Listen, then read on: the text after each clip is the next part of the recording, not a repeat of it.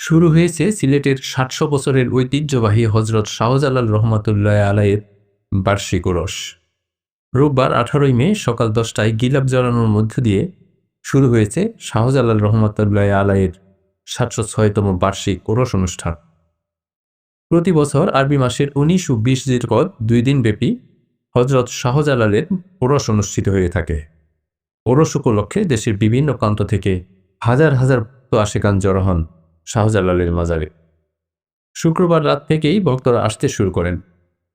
এবার ২ দিন ব্যাপী ওরস মাহফিলে জিকির আজকার, খতমে কোরআন, আখিরে মোনাজাত এবং শিরনি বিতরণের আয়োজন করা হয়েছে। অন্যান্য বছরের মতো এবার ভক্ত আশেকানদের আসর বসেনি মাজার এলাকায়। এবার শান্তিপূর্ণভাবে ওরস সম্পন্ন করতে প্রশাসন ও মাজার কর্তৃপক্ষ বিভিন্ন পদক্ষেপ গ্রহণ করেছে।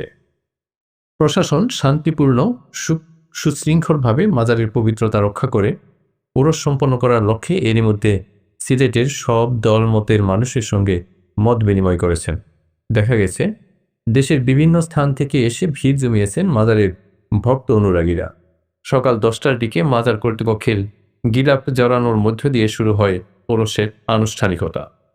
দলে দলে ভক্ত অনুরাগীরা প্রবেশ করছেন মাজারে। চারপাশে লালে লাল বাবা শাহজালাল স্লোগানে মুখর মাজার এলাকা। সকাল থেকে পুলিশের উপস্থিতিও ছিল চোখে পড়ার মতো। এবারের ব্যতিক্রম হলো গাজা সেবীদের মাজার প্রাঙ্গণে এবার ঢুকতে দেওয়া হয়নি, তাই তারা অন্যত্র গোপনে এসব করার চেষ্টা করছে। এবার নাচ গানও বন্ধ রাখা হয়েছে ওরস অনুষ্ঠানে।